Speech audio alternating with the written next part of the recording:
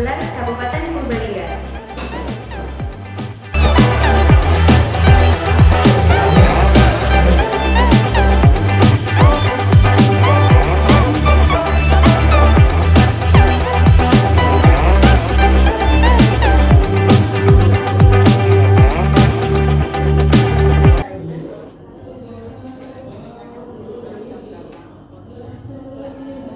Bismillahirrahmanirrahim. Pergi ke sawah pakai berlian, makan ikan di atas batu. Mohon izin Bapak Ibu sekalian, saya ucapkan Assalamualaikum warahmatullahi wabarakatuh.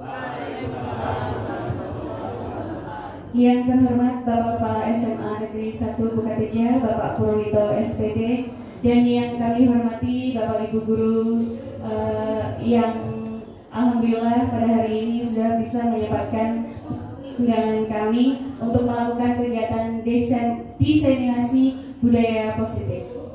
Sebelumnya saya ucapkan terima kasih kepada Bapak Purwito SPD selaku Kepala Sekolah karena atas izin dan dukungan beliau kegiatan hari ini dapat terlaksana.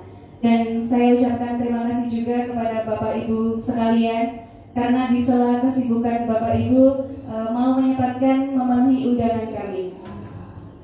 Sebelumnya, sebelum saya mulai, saya perkenalkan dulu calon guru penggerak di SMA Negeri 1 Bukateja tahun 2024 Kabupaten Purbalingga.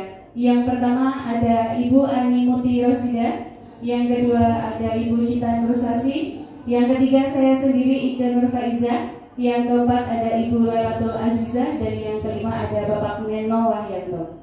Sebelum acara kita mulai, marilah kita buka dengan membaca basmalah bersama-sama. Bismillahirrahmanirrahim. Selanjutnya monggo Bapak Purwito untuk sedikit memberikan arahan dan motivasi kepada kami sehingga acara pada hari ini dapat berjalan sebagaimana mestinya. Kepada Bapak Purwito dipersilakan. Warahmatullahi wabarakatuh.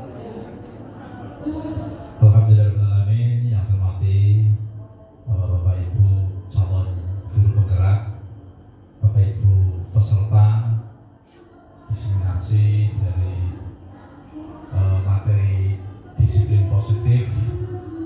Alhamdulillahirrahmanirrahim. Marilah kita syukuri nikmat Allah Subhanahu wa taala dan kita bersolawat untuk baginda Rasulullah Muhammad SAW. Bapak Ibu yang saya hormati, pada hari ini, hari Rabu tanggal 21 Agustus, alhamdulillah kita bisa bersama-sama untuk membagi, kemudian bagi peserta itu mengikuti, mendapatkan informasi terkait dengan bagaimana disiplin positif bisa diterapkan di SMA Negeri 1 Bukateja. Intinya itu. Jadi yang pertama, monggo kepada CGP membeberkan ini kepada kita semua, kemudian kepada kita penerima informasi, monggo sambil mengevaluasi atau merefleksi apa yang sudah kita laksanakan. Kemudian mungkin ada konsep baru juga. Itu yang pertama. Kemudian yang kedua, dari pemaparan hari ini dan kita merefleksi yang sudah ada, maka tentu nanti akan ada perbaikan. Saya meyakini hal yang perlu diperbaiki itu selalu ada. Kita selalu haus untuk lebih baik. Jadi kalau sudah merasa cukup baik dan tidak ingin lebih baik, berarti perjuangan hidup sudah selesai. Sekolah jenis bubar, jenis berakhir gitu ya. Silakan umur berarti hidupnya rampung, ukut. Bapak Ibu, tidak demikian. Sekolah kita insya Allah selalu haus untuk lebih baik dan lebih baik. Itu yang kedua. Kemudian yang ketiga, pelaksanaan di SMA Negeri 1 Bukateja, karena di tataran teknis di lapangan itu biasanya ada mungkin perbedaan dengan konsep, maka perbedaan dengan konsep itu harus menjadi sebuah solusi. Saya berharap besar dari kegiatan ini nanti pesertanya berapa nih Pak? 5? Enggak, peserta yang 18 ya. Nanti 18 ini juga menjadi pelopor di SMA BKTJ yang jumlahnya 60-an, lebih 70-an. Untuk apa? Untuk melaksanakan budaya positif dengan sebaik-baiknya. Sehingga kita selalu belajar. Dan saya kemarin sudah pesankan dengan CGP untuk terus mempengaruhi dan terus mewarnai SDM di SMA Negeri 1 BKTJ. Materi diseminasi pada hari ini ada 5. Yang pertama yaitu disiplin positif dan nilai kebajikan yang akan disampaikan oleh saya sendiri. Yang kedua, motivasi, penghargaan, dan hukuman yang akan disampaikan oleh Ibu Lailatul Aziza. Yang ketiga, teori kontrol dan posisi kontrol oleh Ibu Cita Nurusasi. Keyakinan kelas oleh Ibu Ani Putri Rosida. Dan segitiga restitusi oleh Bapak Neno Wahyanto. Sebelum masuk ke materi, ada pengantar dulu tentang tujuan dari pendidikan menurut Ki Hajar Dewantoro. Tujuan pendidikan menurut Ki Hajar Dewantoro adalah menuntun segala kekuatan kodrat yang ada pada anak-anak agar mereka sebagai manusia dan anggota masyarakat itu dapat mencapai keselamatan dan kebahagiaan yang setinggi-tingginya.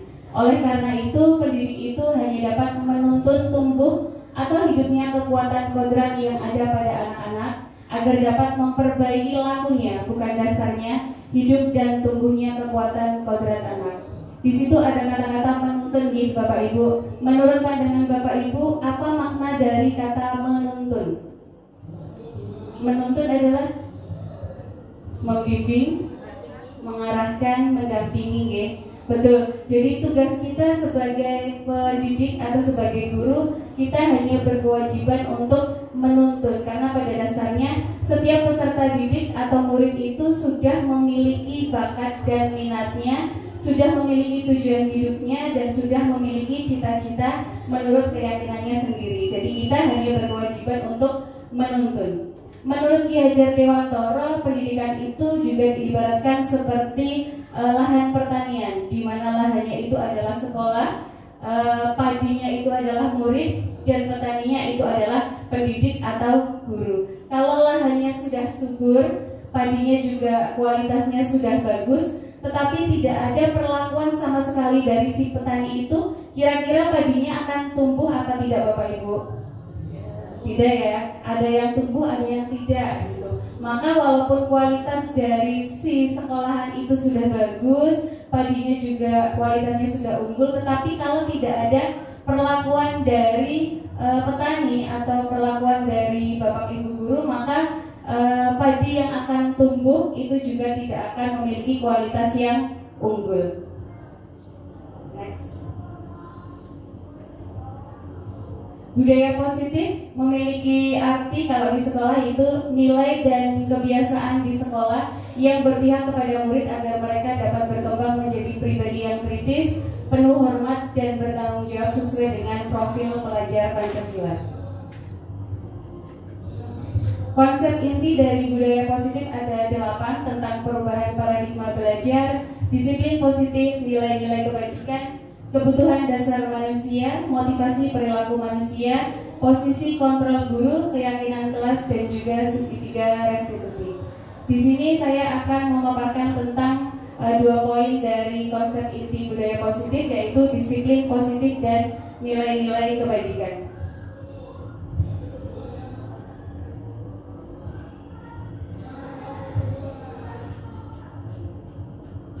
Disiplin positif. Apa makna disiplin menurut Bapak Ibu? Disiplin itu erat kaitannya dengan apa nih Bapak Ibu? Aturan, waktu. Ada lagi aturan, waktu gitu ya. Nah, kita kupas dulu tentang makna dari disiplin.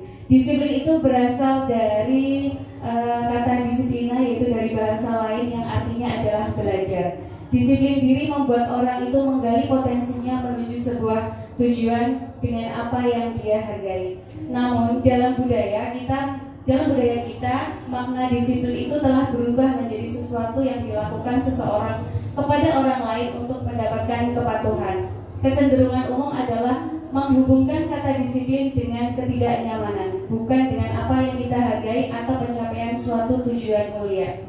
Sebagai contoh, kalau kita pergi ke suatu tempat ada aturan wajib menggunakan masker, itu kan ada sebuah ketidaknyamanan di situ ya. Kalau kita menggunakan masker, kita tidak nyaman. Tetapi kalau kita paham apa tujuan, apa fungsinya penggunaan masker itu, apa nih Bapak Ibu? Tujuan penggunaan masker supaya aman, supaya selamat, sehat. Nah, aman, sehat itu merupakan nilai-nilai yang diyakini oleh seseorang. Ada motivasi intrinsik dari diri pribadi sendiri tanpa adanya perintah dari orang lain. Jadi disiplin adalah kemampuan memerintah diri sendiri dalam mengontrol dan menguasai diri untuk memilih tindakan yang mengacu pada nilai-nilai yang kita hargai dengan penuh tanggung jawab tanpa adanya perintah dari orang lain.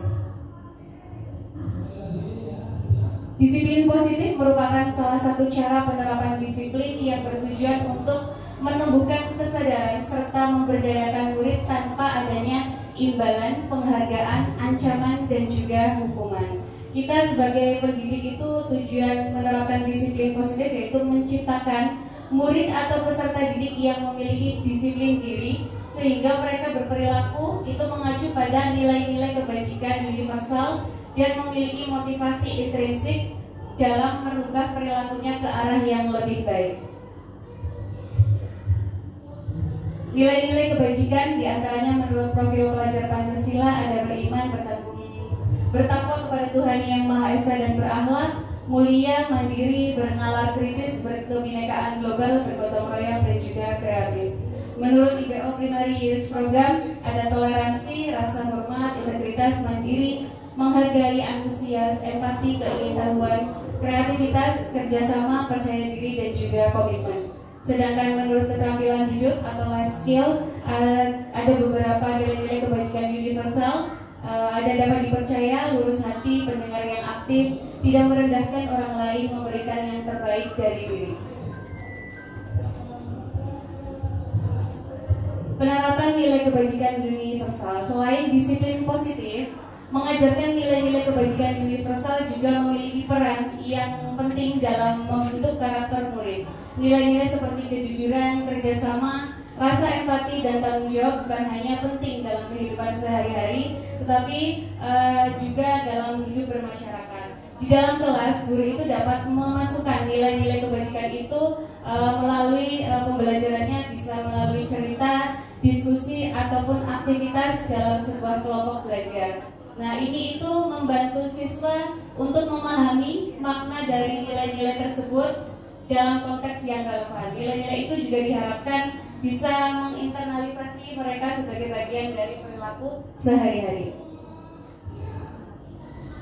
Yang terakhir adalah harapan suksesnya membangun disiplin positif dan nilai-nilai kebajikan universal. Dalam dunia yang terus berkembang dan kompleks ini, pendidikan memiliki peran yang penting atau krusial dalam membentuk individu yang tangguh, berintegritas, dan empatik. Membangun disiplin positif dan mengajarkan nilai-nilai kebajikan universal adalah cara yang sangat efektif untuk mencapai tujuan tersebut. Disiplin positif itu membentuk individu yang mampu mengelola konflik, memiliki rasa tanggung jawab terhadap tindakan mereka sendiri, dan berpikir kritis dalam menghadapi tantangan. Sementara itu, nilai-nilai kebajikan seperti empati, kerjasama, dan juga rasa tanggung jawab membentuk karakter murid yang memiliki dampak positif dalam kehidupan sehari-hari dan juga di masyarakat.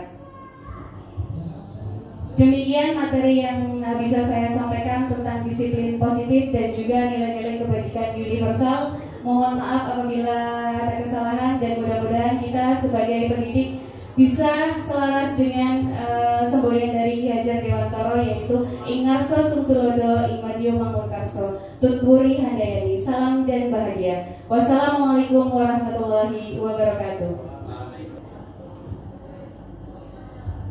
Baik, assalamualaikum warahmatullahi wabarakatuh. Bapak Ibu guru hebat, di sini saya akan memaparkan terkait dengan materi motivasi, hukuman, penghargaan, serta kebutuhan dasar manusia. Sebelumnya, saya ingin bertanya, sudah tahu apa itu motivasi, hukuman, penghargaan. Kira-kira apa itu motivasi, hukuman, dan penghargaan ini Bapak Ibu guru hebat SMA Negeri 1 Bukateja?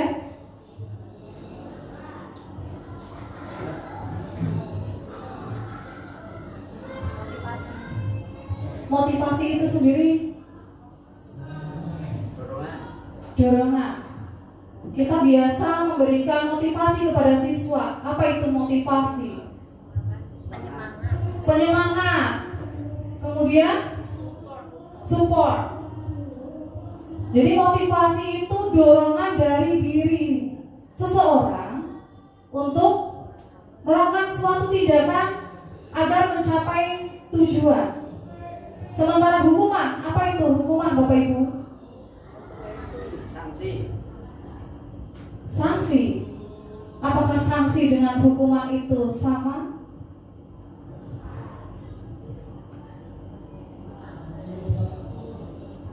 Sanksi, hukuman, konsekuensi, apakah sama?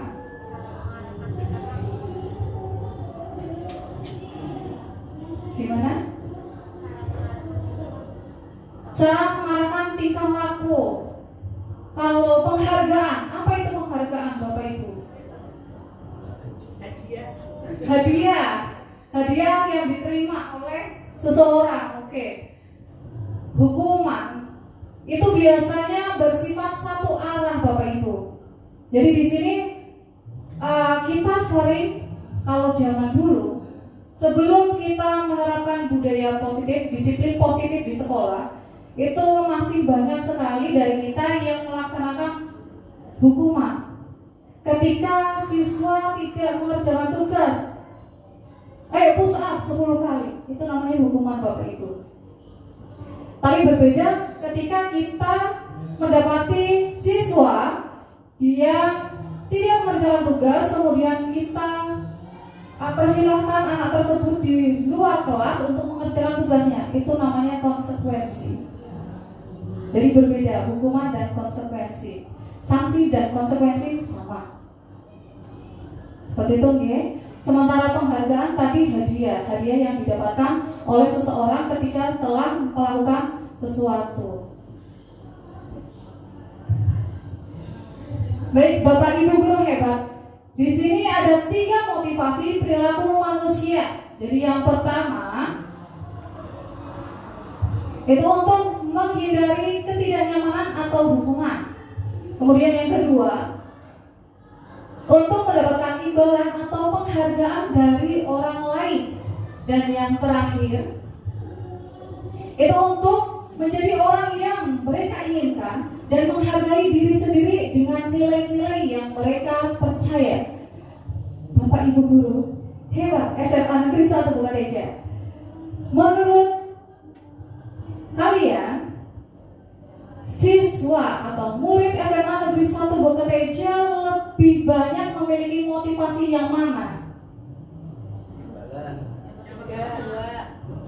Ada yang menyatakan kedua karena imbalan, ada yang menyatakan ketiga setelah penerapan disiplin positif.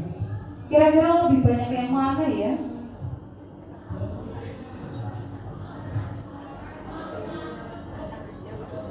Bagaimana? Yang kedua, mengharapkan imbalan, penghargaan.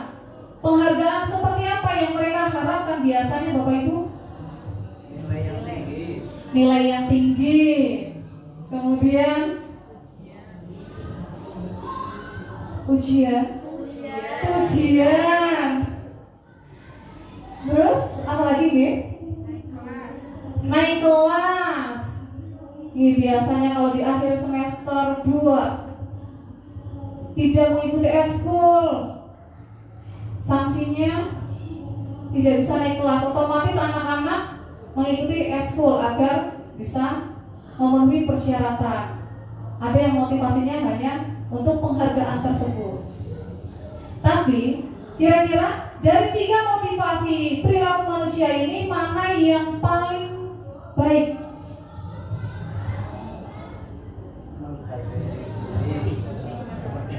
Yang ketiga nih Bapak Ibu, di mana kita semua, baik guru maupun siswa itu harus bisa memiliki motivasi untuk menjadi orang yang mereka inginkan dan menghargai diri sendiri.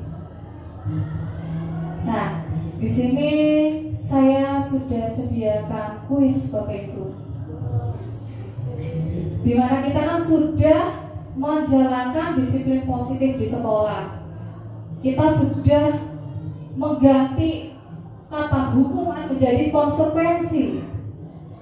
Nah, di sini kira-kira ketika ada sebuah kasus, ini hukuman atau konsekuensi? Membuat surat pernyataan dengan menggunakan kalimat saya tidak akan terlambat lagi karena terlambat sekolah. Hukuman. Hukuman. Konsekuensi. Oke, kita coba cek jawabannya. Ya, jawabannya adalah konsekuensi. Kemudian next, ada soal lagi. Lari mengelilingi lapangan upacara sebanyak 4 putaran karena tidak mengerjakan tugas matematika. Hukuman. Oke, kita cek. Oke, benar, hukuman. Kemudian soal berikutnya. Membersihkan tumpahan air di meja tulis karena tersenggol saat belajar. Konsekuensi, kita cek. Oke, konsekuensi. Selanjutnya masih ada lagi. Menyita HP yang digunakan untuk bermain game online saat sedang jam pelajaran berlangsung. Konsekuensi atau hukuman? Hukuman. Oke, kita cek lagi. Konsekuensi. Karena biasanya kalau kasus menyita HP untuk bermain game online, di aturan SMA Negeri 1 Bukateja kita memang boleh membawa HP, dan HP boleh digunakan saat gurunya mengizinkan. Saat sedang pelajaran, biasanya guru tersebut itu mempersilahkan ketika memang game, tapi ketika tidak ada game, mereka memainkan game. Biasanya kan di awal pembelajaran sudah ada perjanjian, jadinya konsekuensi. Next. Nah, Bapak Ibu guru hebat, saat kita menangani permasalahan yang ada di sekitar kita, terutama pada siswa, kita juga harus memperhatikan 5 kebutuhan dasar manusia, di mana yang pertama adalah kebutuhan untuk bertahan hidup. Kebutuhan untuk bertahan hidup biasanya bersifat fisiologis, jadi berkaitan dengan rasa aman seperti makanan, rumah, seperti itu. Kemudian kasih sayang dan rasa diterima, kebutuhan untuk diterima. Ini biasanya keinginan untuk berhubungan dengan orang lain, diterima di lingkungannya, tidak dikucilkan, seperti itu.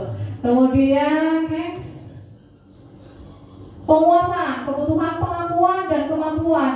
Biasanya keinginan untuk diakui kelebihannya. Terus biasanya juga ada siswa yang ingin menjadi berbeda, seperti itu. Kemudian ada kebebasan, kebutuhan akan pilihan, di mana anak tersebut ingin melakukan sesuatu yang baru, mencoba-coba, seperti itu. Kemudian ada lagi yang terakhir, kesenangan, kebutuhan untuk merasa senang. Karena ketika kita hidup tidak ada apa yang membuat kita senang, rasanya hidup ini kan menyedihkan, nih Bapak Ibu, sangat menyedihkan. Nah, biasanya contoh sepele yang sering dilakukan oleh siswa itu iseng-iseng biar melihat ekspresinya anak, menjahili temannya, agar melihat ekspresinya, misalkan ekspresi kaget atau apa, jadi senang. Nah, di situ. Nah, di sini ada kuis lagi Bapak Ibu. Mau langsung kuis atau es breaking dulu? Baik, es breakingnya. Ketika saya memberikan kode tepuk 1,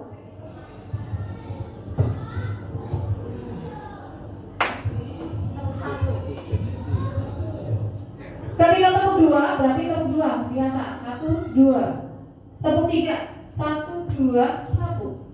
Tepuk 4 2, 2, 2, 2. Kemudian tepuk 5 2, 2, 2, 2, 1. Oke, mari kita lakukan.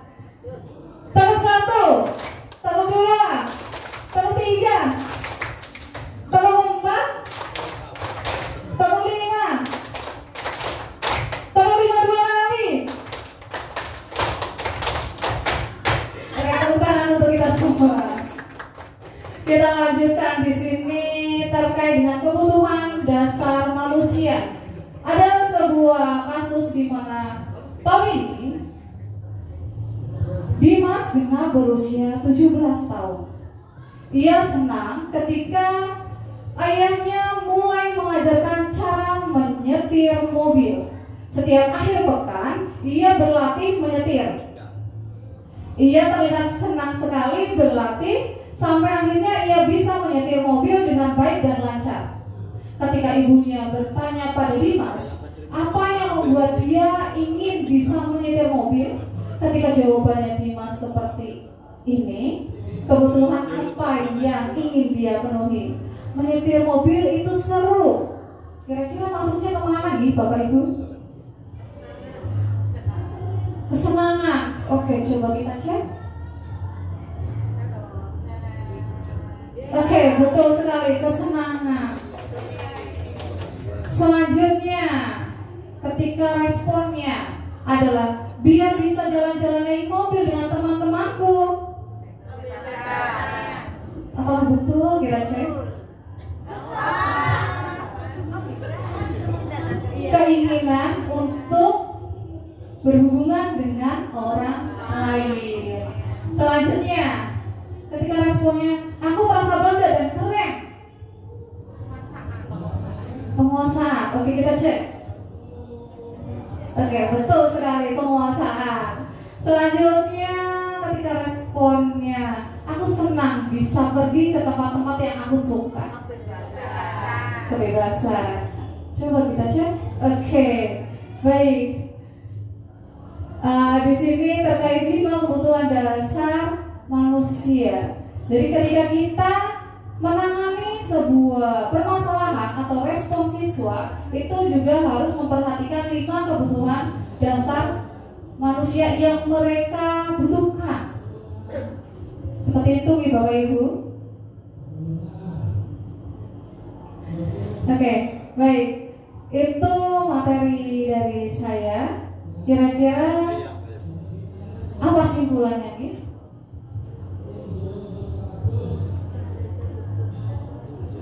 Bagaimana Bu?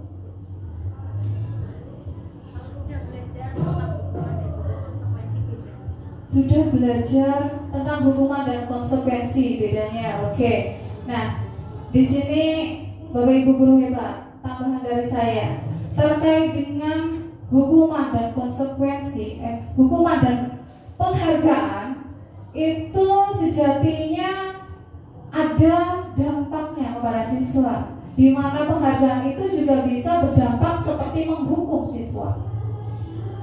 Jadi penghargaan yang sesungguhnya yaitu tindakan belajar itu sendiri dari siswa, bukan iming-iming hadiah, dapat bintang, dapat nilai tinggi, ataupun dapat hadiah kipas angin, kulkas, seperti itu Bapak Ibu.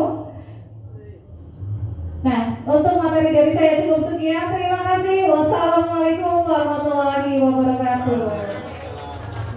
Baik Bapak Ibu, Assalamualaikum warahmatullahi wabarakatuh. Waalaikumsalam warahmatullahi wabarakatuh. Sebelumnya mohon maaf, suara saya sedang sangat merdu, ya.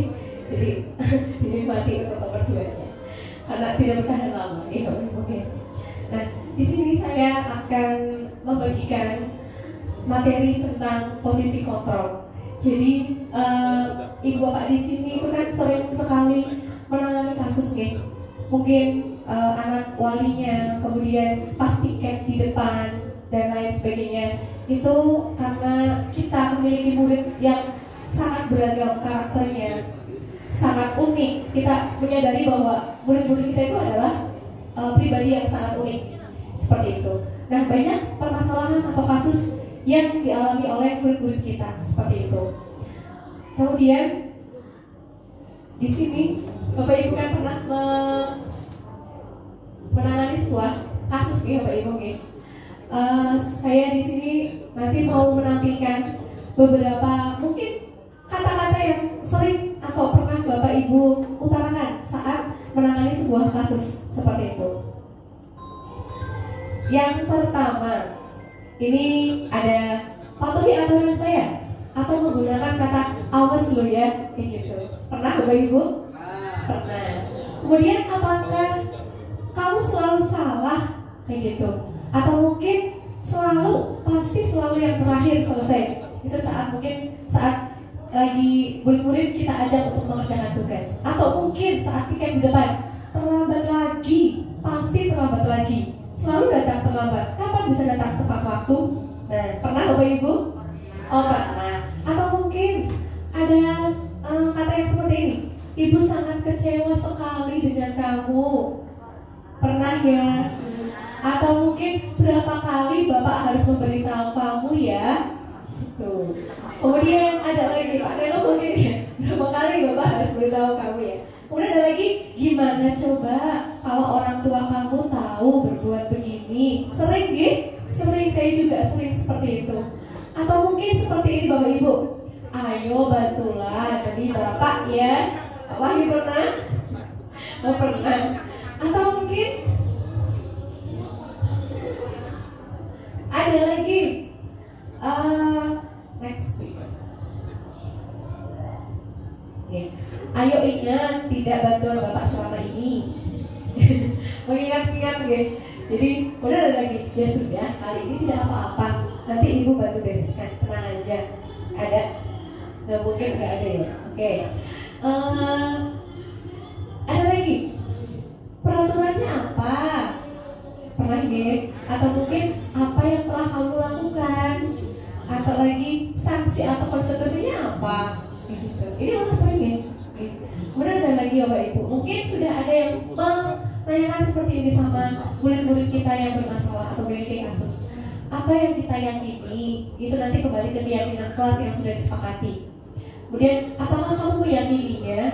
Atau mungkin pertanyaan, jika kamu meyakininya, apakah kamu bersedia memperbaikinya? Seperti itu. Ada lagi, jika kamu perbaiki ini, hal ini menunjukkan apa tentang dirimu?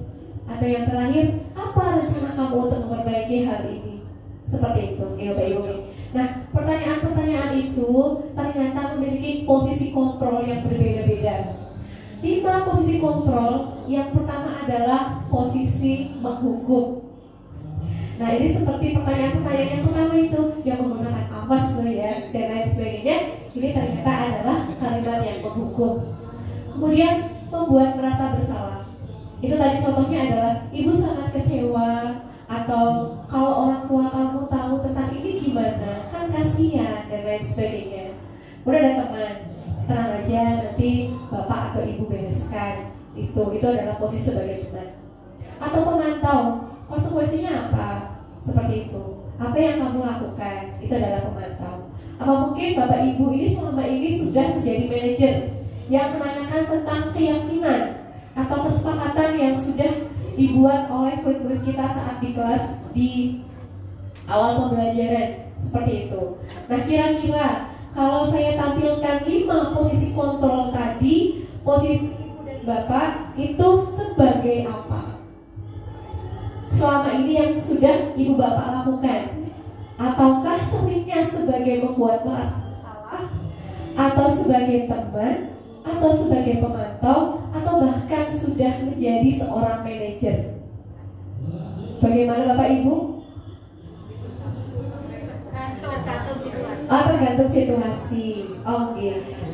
Bu Erwi tadi melakukan pendapat lebih ke nomor 1 sampai nomor 4. Ada kalanya kita posisi hukum gitu Bapak Ibu gitu. Kalau menemui benar-benar karakter siswa yang terulang lagi masalah yang sama, mungkin saking gregetnya pasti kita terlontar kata-kata posisi kontrol kita sebagai penghukum. Oke. Tapi kalau mungkin ada yang baru pertama kali bermasalah, gitu, oke. Nanti mungkin posisi kita sebagai pemantau atau sebagai manajer seperti itu. Nah, penghukum ini Bapak Ibu, oke. Ya nanti Ibu dan Bapak, apa, oke? Ya, oh paham. Ternyata selama ini posisi saya sebagai apa di 5 posisi kontrol. Yang pertama, penghukum itu menggunakan nada suara tinggi, bahasa tubuh matanya melotot, dan jari menunjuk-nunjuk ini menghardik. Kemudian kemungkinan murid ini nanti dampaknya bagi murid apa? Yaitu murid marah, mendendam, atau bersifat agresif. Nah, kalau posisi kontrol yang pertama yang menghukum ini, nanti murid akan melakukan hal yang sama kembali. Seperti itu. Oke.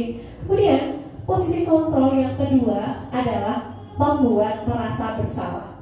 Ciri-cirinya apa? Kalau posisi kontrol yang kedua ini adalah nada suaranya memelas, halus, sedih. Bahasa tubuhnya itu merapat pada anak. Jadi merapat pada anak. Nah, kemudian lesu seperti itu. Nah, ini mengakibatkan anaknya itu gimana?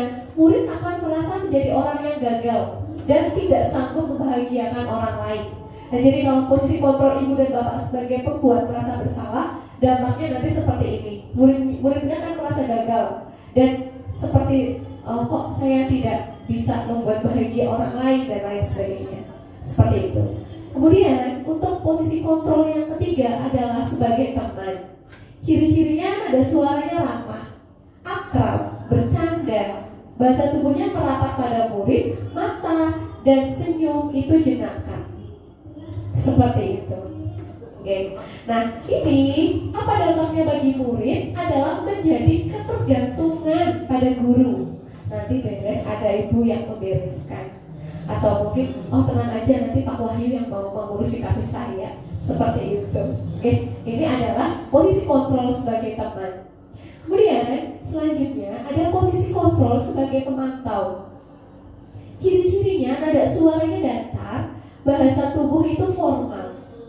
Kemudian dampaknya apa kalau kita memposisikan diri sebagai pemantau? Murid memahami konsekuensi yang harus dijalankan karena telah melanggar salah satu peraturan sekolah. Seperti itu. Oke.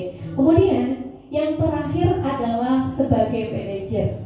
Manajer itu ciri-cirinya itu seperti apa? Nada suaranya tulus, bahasa tubuhnya tidak kaku, mendekat ke murid. Seperti itu. Dampaknya apa? Kalau kita memposisikan diri sebagai seorang manajer, nanti guru akan membalikan tanggung jawab pada murid untuk mencari jalan keluar permasalahannya. Nah, tentu dengan bimbingan guru. Misalkan kalau ada kasus, nanti anak suruh memikirkan pemecahan masalahnya sendiri. Oh, kalau kamu seperti itu, apa coba yang harus kamu lakukan? Seperti itu. Itu tidak membuat anak atau murid ketergantungan, karena mereka memikirkan sendiri apa yang harus mereka lakukan. Jadi itu juga tulus, bisa jadi dari motivasi diri sendiri, tidak dari kita. Kita sebagai seorang guru itu tidak. Seperti itu. Jadi Bapak Ibu, menurut Bapak Ibu semuanya 5 posisi kontrol yang sudah saya paparkan, yang mana yang harusnya diterapkan di sekolah kita SMA Negeri 1 Bukateja? Betul sekali. Jadi posisi kontrol yang paling baik, yang paling efektif diterapkan itu adalah posisi sebagai seorang manajer. Begitu Bapak Ibu. Sudah paham atau ada yang perlu ditanyakan? Paham, Oke, baiklah. Demikian materi yang bisa saya paparkan. Kalau ada kesalahan saya mohon maaf yang sebesar-besarnya, karena sama-sama sedang belajar di Bapak. Jadi saya mendapatkan materi ini sebaik mungkin, semaksimal mungkin saya sampaikan ke ibu bapak semuanya di sini. Nanti ibu dan bapak mungkin bisa menularkan lagi di teman-teman di ruang guru seperti itu. Okay? Terima kasih, sekian dari saya. Wassalamualaikum warahmatullahi wabarakatuh. Di sini saya akan melanjutkan pemaparan materi atau berbagi materi dari budaya positif ini, mengenai budaya positif, yaitu dengan submateri keyakinan kelas. Mungkin dari Bapak Ibu semua sudah tidak asing ya dengan istilah keyakinan kelas. Bahkan dari Bapak Ibu semua sudah, terutama yang wali kelas itu sudah mempraktekkan, sudah membuat keyakinan kelas dengan anak-anak. Jadi Bapak Ibu wali kelas ada di sini? Iya. Apakah sudah membuat keyakinan kelas dengan anak-anak? Sudah. Oke, baik. Nah, sebelum kita memasuki apa itu keyakinan kelas, mungkin Bapak Ibu ada yang ingin menyampaikan apa makna dari keyakinan kelas itu?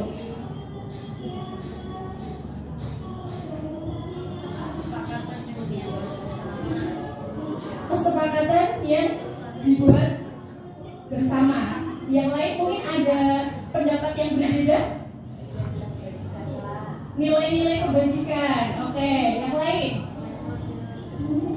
Metode kedisiplinan. Jadi dengan keyakinan kelas itu diharapkan anak itu menjadi disiplin seperti itu. Next.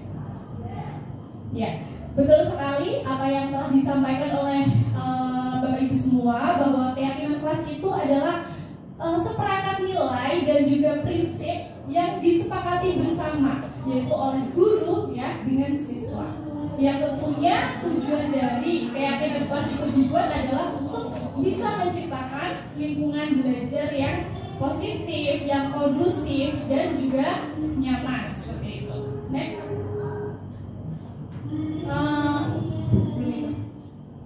Nah, sebelum kita memasuki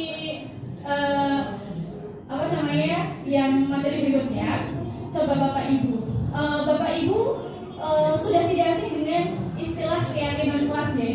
Nah, sebelum ada keyakinan kelas, Bapak Ibu mengerti dengan peraturan kelas. Apakah antara peraturan dengan keyakinan itu menurut Bapak Ibu berbeda? Berbeda atau sama? Berbeda? Keyakinan kelas dengan peraturan kelas apakah sama atau berbeda? Berbeda. Kalau berbeda apa perbedaannya?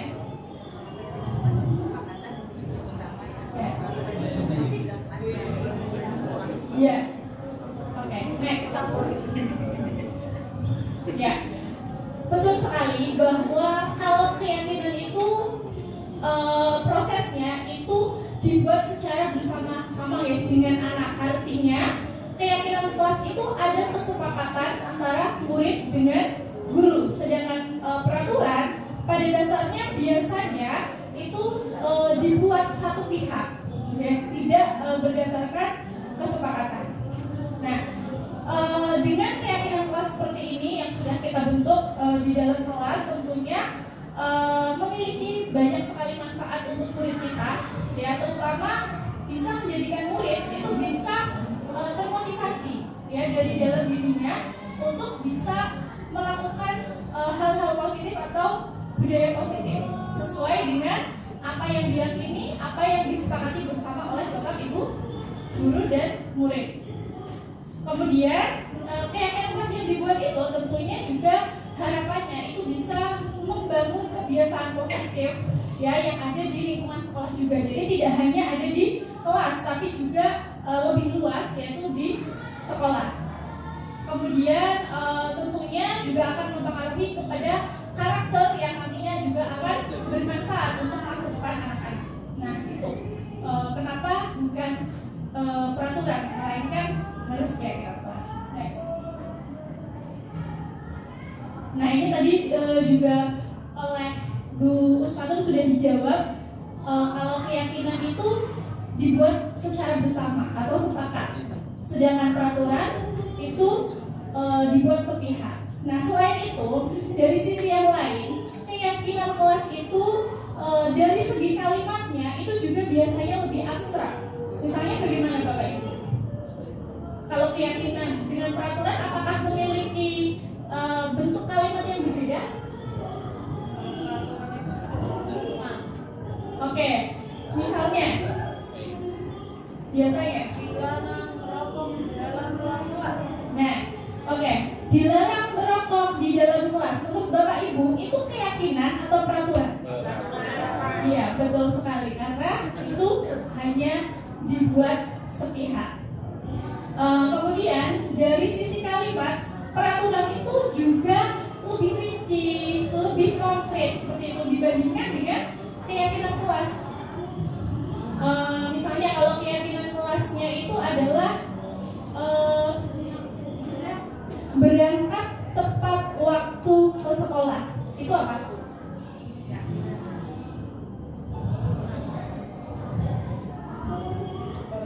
Kalau tidak datang terlambat,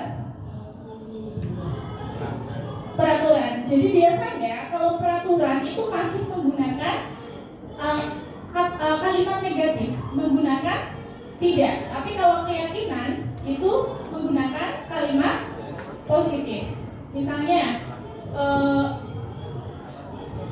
buanglah sampah pada tempatnya. Itu apa?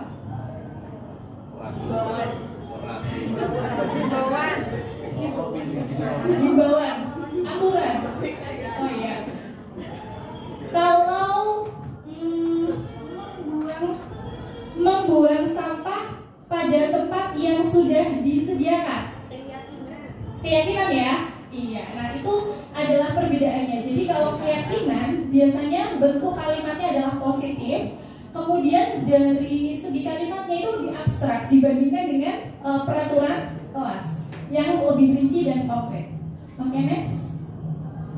Nah, kenapa Bapak Ibu semua membuat keyakinan kelas? Pada dasarnya Bapak Ibu semua membuat keyakinan kelas itu karena diperintah oleh kurikulum atau karena alasan apa dari Bapak Ibu? Ya, agar suasana kelas itu nyaman. Oke, apalagi?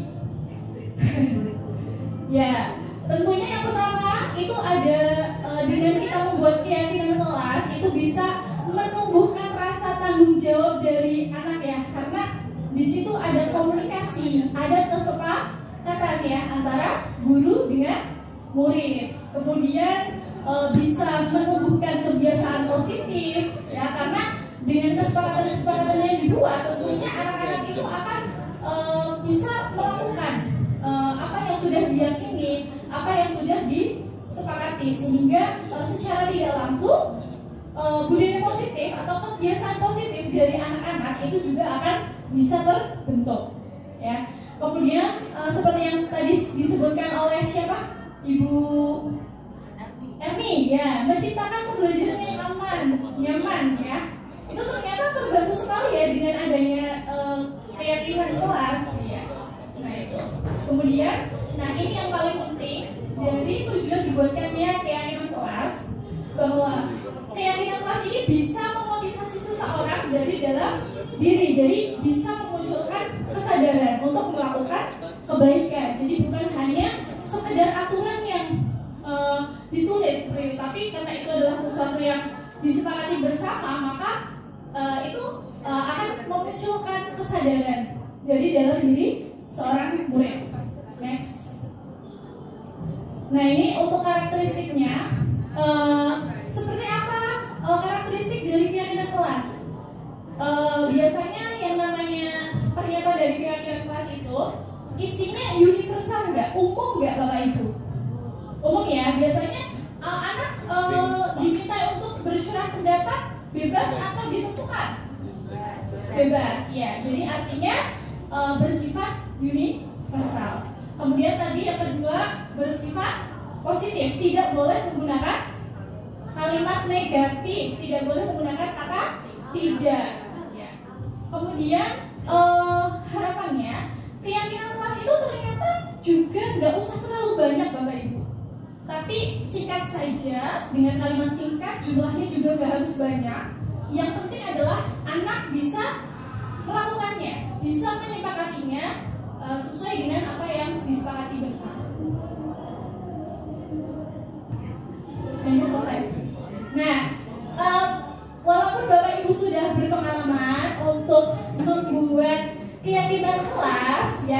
masing-masing, kita akan mencoba untuk melakukan demonstrasi bagaimana menyusun keyakinan kelas secara bersama-sama. Siap Bapak Ibu?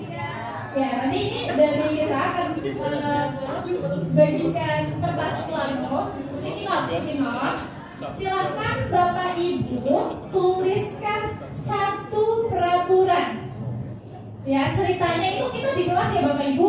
Saya menjadi guru, Bapak Ibu menjadi murid. Nah, silakan anak-anak tuliskan satu peraturan yang kalian inginkan dari kelas ini. Ya, peraturan dulu.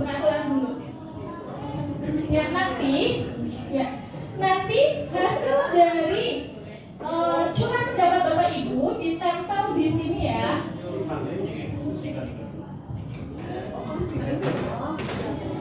Iya, Bapak Ibu tuliskan peraturan. Ya, bukan keyakinan, boleh peraturan.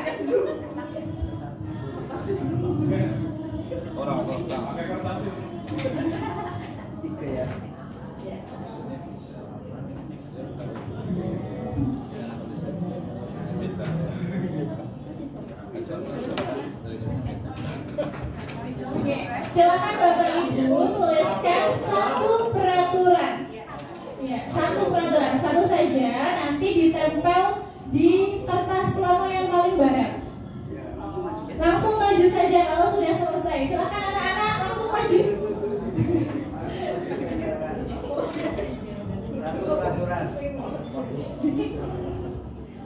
Oke, silakan Mas Jun. Ceritanya ini guru. Ya, Mbak ini sudah. Oke, silakan boleh ditempel.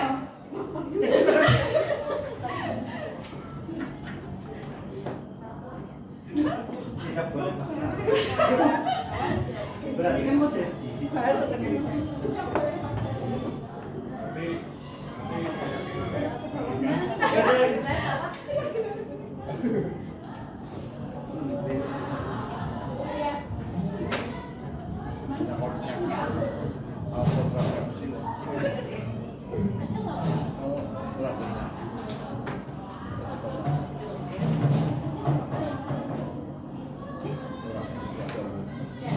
Sudah semua anak-anak? Oke, kita review ya dari curah pendapat mengenai aturan kelas yang kalian inginkan ya. Sebelum menjadi kesepakatan, ini aturan ya yang dibuat. Oke. Kita ingat kembali ya Bapak Ibu, ketika masih ada kalimat negatif, maka kita harus mengubahnya menjadi kalimat positif. Kita review dari awal. Dilarang mencontek. Apa kalimat apa keyakinan kelasnya? Iya betul. Dilarang mencontek berarti kalimat positifnya adalah mengerjakan apa tugas apa mengerjakan saya mengerjakan asesmen. Oke, boleh asesmen dengan jujur. Nah, ini sudah dalam bentuk kalimat positif. Jadi kalau dalam bentuk kalimat positif seperti ini sudah bukan peraturan. Ini adalah kesepakatan.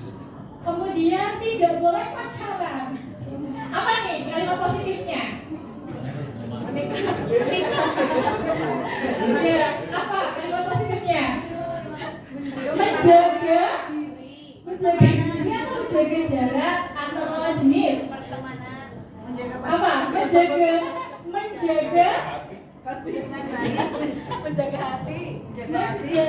jarak dengan lawan jenis.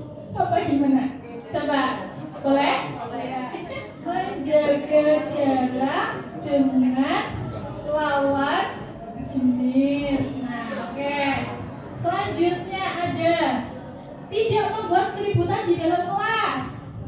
Berarti menjaga lingkungan belajar kondusif gitu ya. Oke.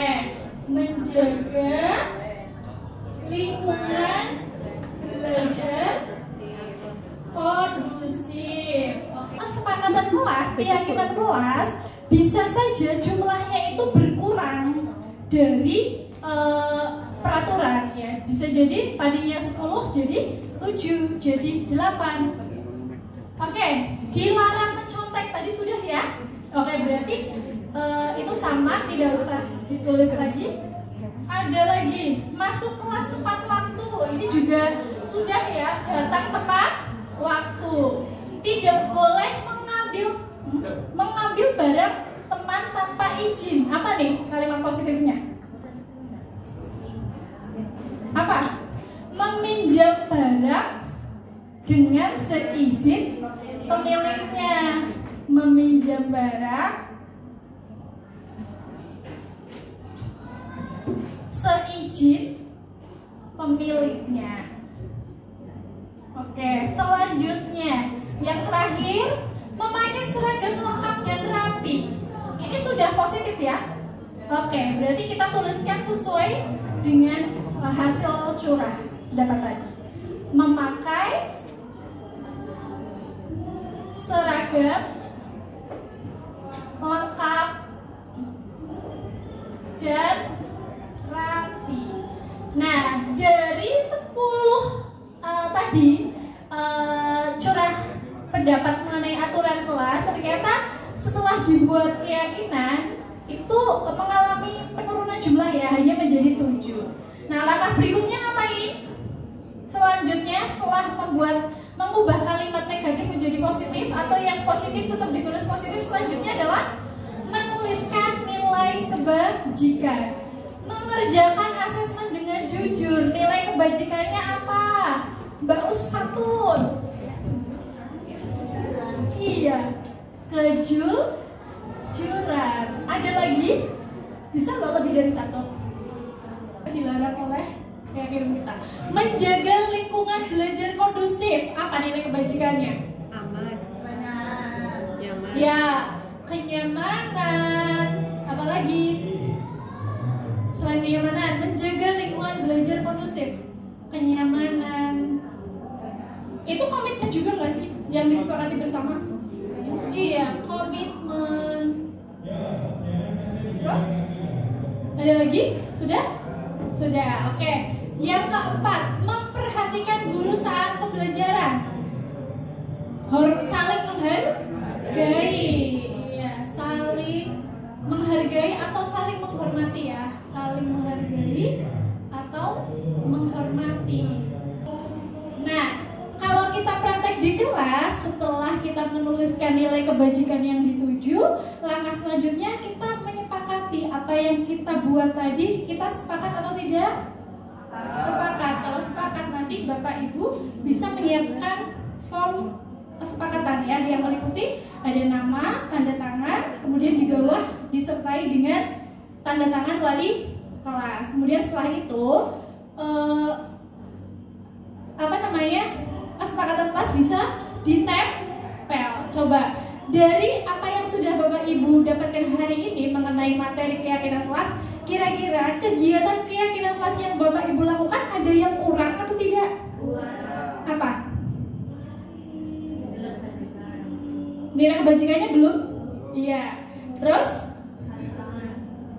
Iya, tanda tangan. Oke, gitu ya. Mungkin itu bisa menjadi inspirasi untuk Bapak Ibu atau melakukan perbaikan mengenai penyusunan keyakinan kelas di kelas masing-masing dari Bapak Ibu semuanya. Ya, mohon maaf untuk pemaparan materi dari saya mungkin sangat panjang ya. Oke, mohon maaf sekali. Mungkin cukup sekian dari saya. Mohon maaf apabila ada kesalahan. Wassalamualaikum warahmatullahi wabarakatuh. Nah, untuk Assalamualaikum warahmatullahi wabarakatuh. Bapak Kepala SMA Negeri 1 Bukateja yang kami hormati, Bapak Ibu sekalian, tamu undangan yang kami hormati pula. Alhamdulillah pada kesempatan kali ini izinkan saya untuk menyampaikan materi tentang restitusi. Nah, sebelum ke materi, mungkin Bapak Ibu ini dari tadi sudah banyak sekali materi yang didapatkan mulai dari disiplin positif sampai tadi yaitu adalah tentang keyakinan kelas. Untuk ice breaking mohon untuk Bapak Ibu berdiri terlebih dahulu, tetap di situ saja, berdiri, kemudian yang sebelah hadap kanan, hadap kanan semua, hadap kanan. Oh iya, kanan sana ya. Nah, hadap kanan. Ini Pak Wahyu mungkin bisa maju ke depan sini. Nah, ya. Maju ke depan. Oke, silakan untuk yang di belakang tangannya pijet ke depan dulu. Ya, kasih pijitan yang nikmat, yang enak. Jangan dipejet yang terlalu kencang. Oke, kalau sudah silakan gantian balik kanan.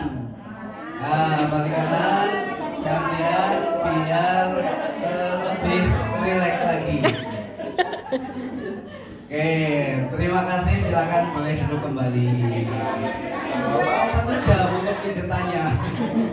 Oke, pada kesempatan kali ini saya akan menyampaikan tentang apa itu restitusi. Nah ini, restitusi adalah proses menciptakan kondisi bagi murid untuk memperbaiki kesalahan mereka.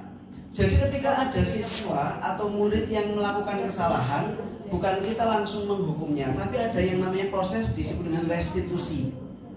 Nah, untuk memperbaiki kesalahan mereka, jadi mereka itu akan sadar bahwa telah melakukan sebuah kesalahan, sehingga mereka dapat kembali ke kelompok mereka dengan karakter yang lebih kuat.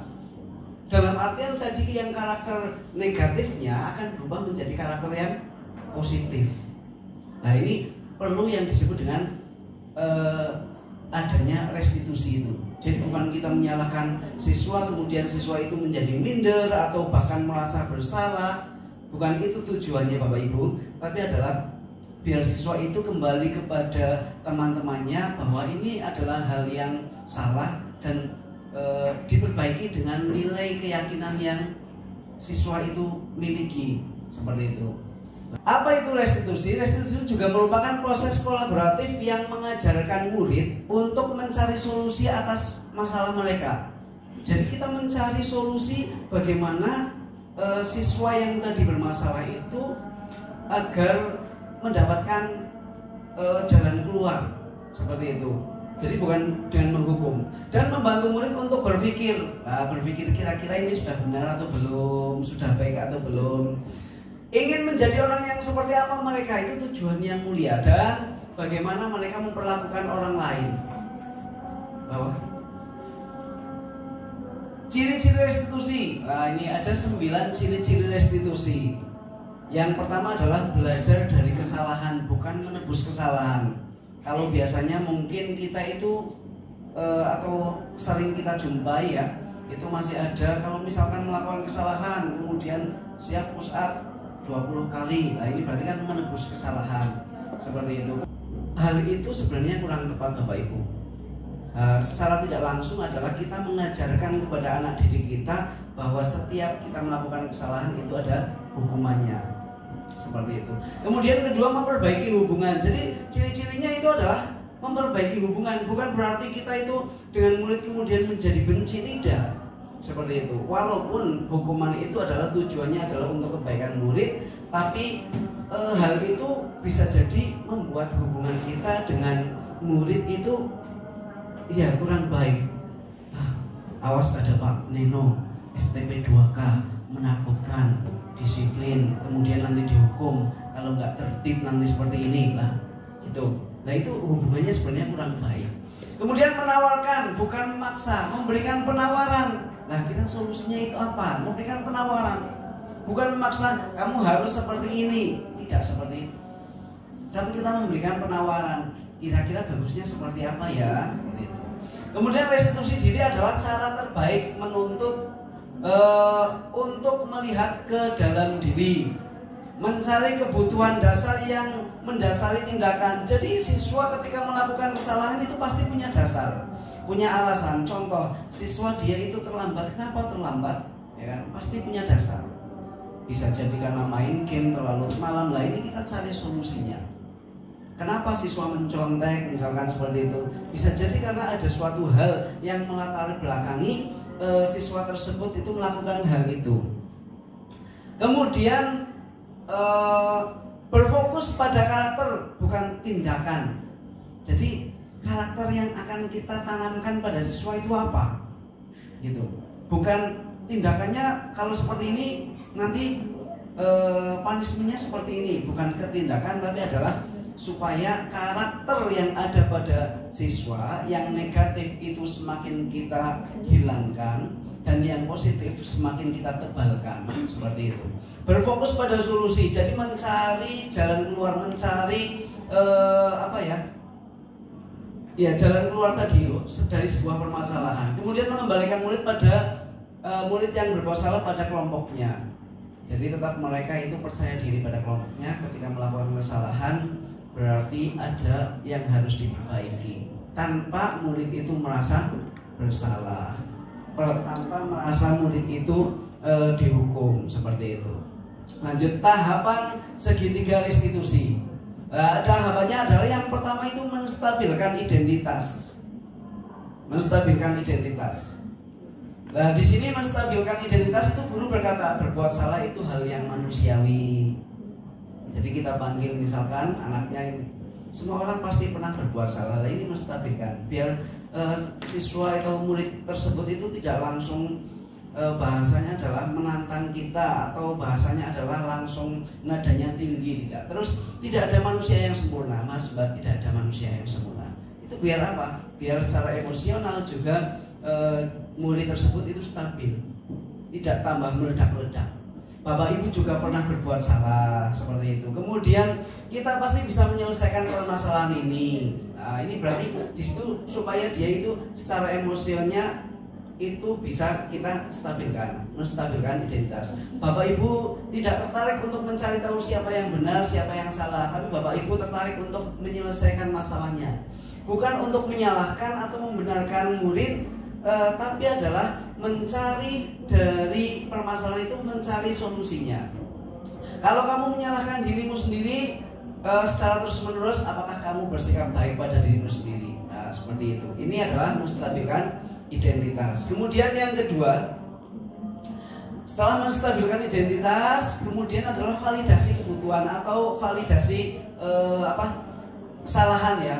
Kamu bisa saja melakukan hal yang lebih buruk tapi kamu tidak melakukannya. Contoh misalkan ada siswa dia itu dicontek oleh temannya, lah siswa tersebut nggak terima tuh, siswa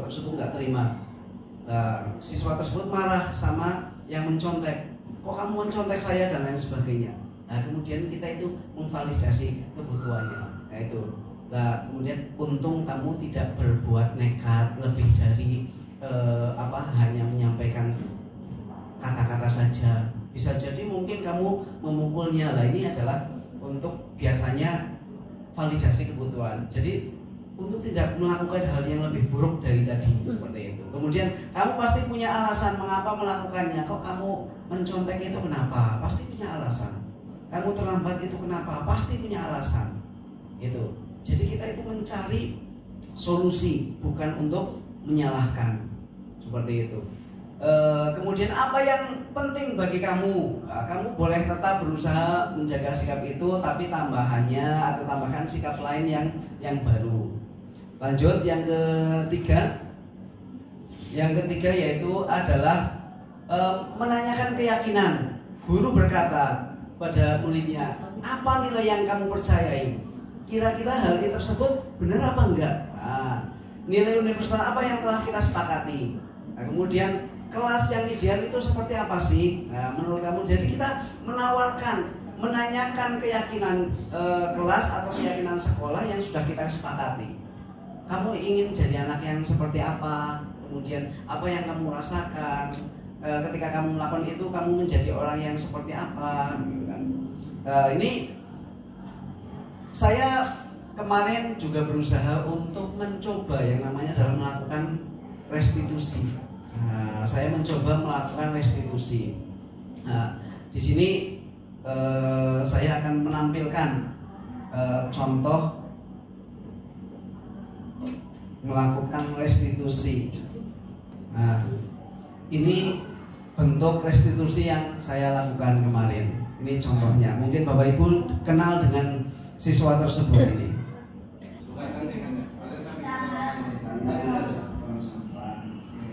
Tadi pas pelajaran Pak Guru itu memang Pak Guru ingin tanya seperti kayak sebelumnya, mohon maaf ya Pak. Itu Tika tahu nggak kenapa Tika dipanggil Pak Guru? Nggak tahu.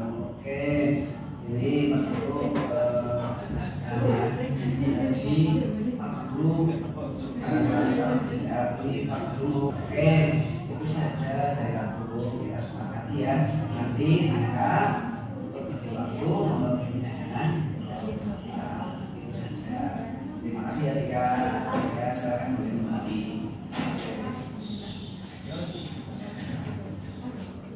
Oke, itu tadi adalah contoh segitiga restitusi yang saya terapkan. Mungkin nanti bisa buat gambaran Bapak Ibu sekalian. Jadi ketika menghadapi siswa yang bermasalah, kita coba untuk melakukan segitiga restitusi.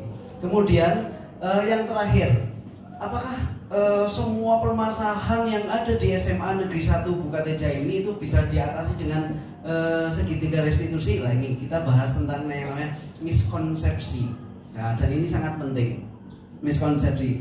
Yang pertama adalah penerapan budaya positif berarti tidak ada aturan atau konsekuensi. Gimana? Kira-kira Bapak Ibu itu setuju atau tidak? Kalau sudah ada budaya positif, kemudian tidak perlu adanya yang namanya peraturan atau konsekuensi.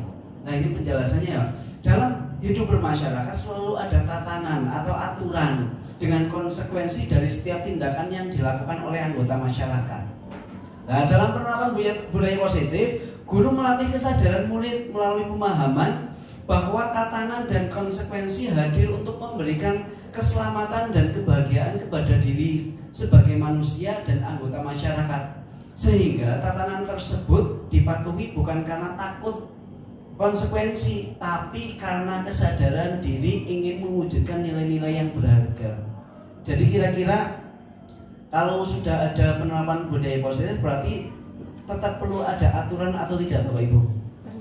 Iya, tetap ada yang namanya adalah aturan atau konsekuensi.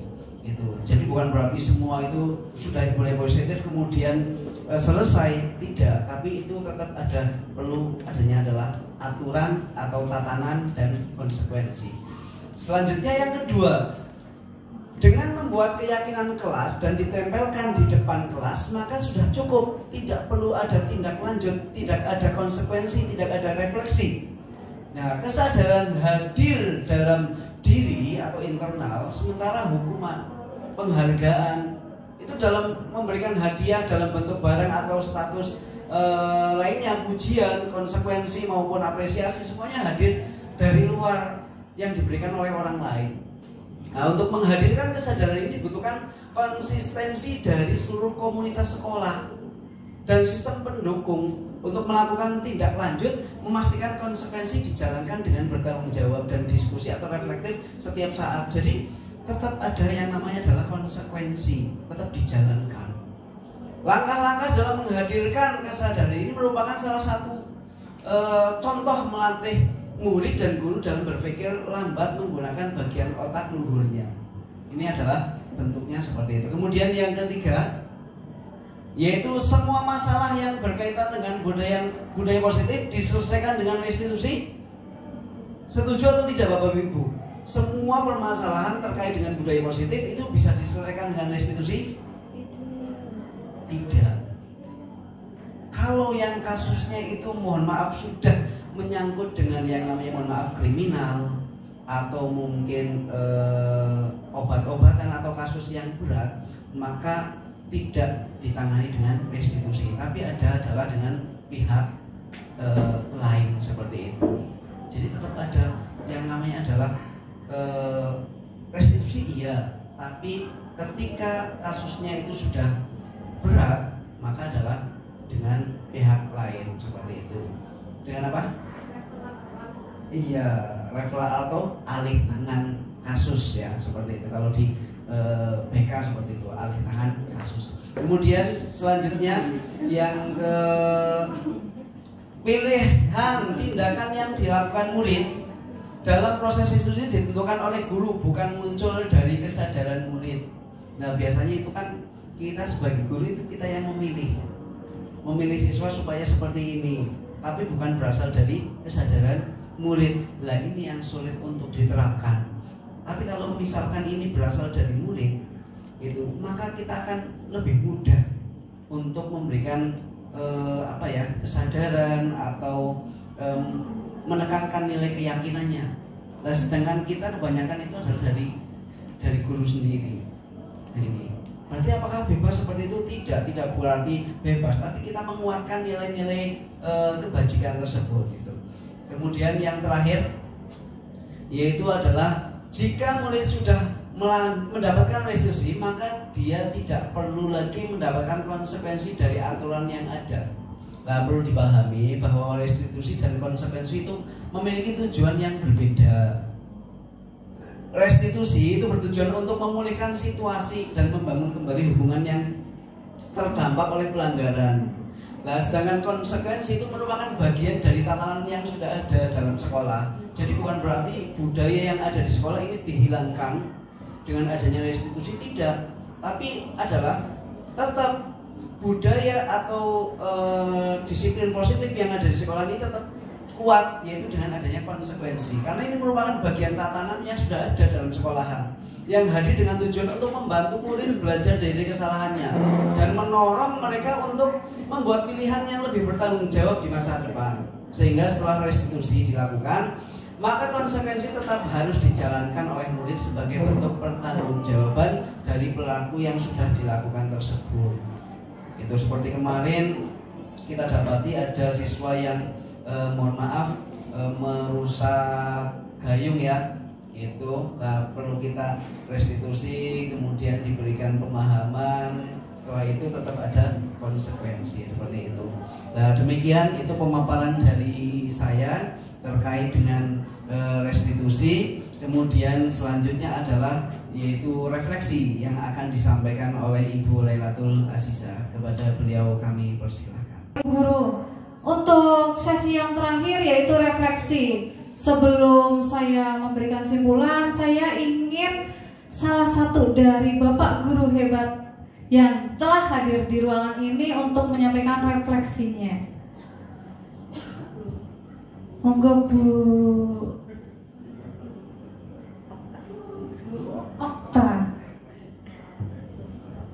Untuk refleksi hari ini, menurut saya terima kasih untuk materi yang sudah dijelaskan. Alhamdulillah bisa terserap oleh saya dan juga teman-teman Bapak Ibu guru. Dari tadi sudah belajar terkait dengan tadi Pak Neno terkait dengan restitusi, kemudian Bu Cita tentang kontrol, posisi kontrol kayak gitu, terus Bu Ike itu terkait dengan disiplin positif, kemudian Bu Rosi terkait dengan keyakinan kelas, dan juga Bu Azizah terkait dengan motivasi, hukuman dan juga penghargaan. Jadi itu yang tadi sudah kami pelajari. Terima kasih. Baik, terima kasih untuk refleksinya Bu Okta. Tepuk tangan dulu. Oke, Bapak Ibu guru hebat, simpulannya untuk materi kali ini yang telah kami sampaikan, kami paparkan, yaitu yang pertama yang harus diterapkan pada siswa yaitu motivasi intrinsik yang berkaitan dengan nilai-nilai kebajikan. Sementara tugas guru itu yaitu menuntun siswa untuk menjadi pribadi yang baik. Menuntun, bukan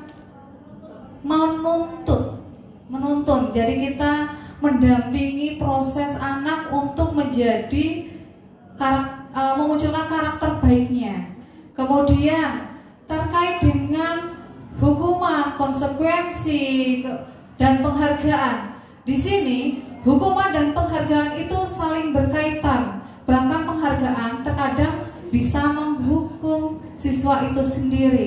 Jadi penghargaan terbaik itu adalah proses belajar itu sendiri.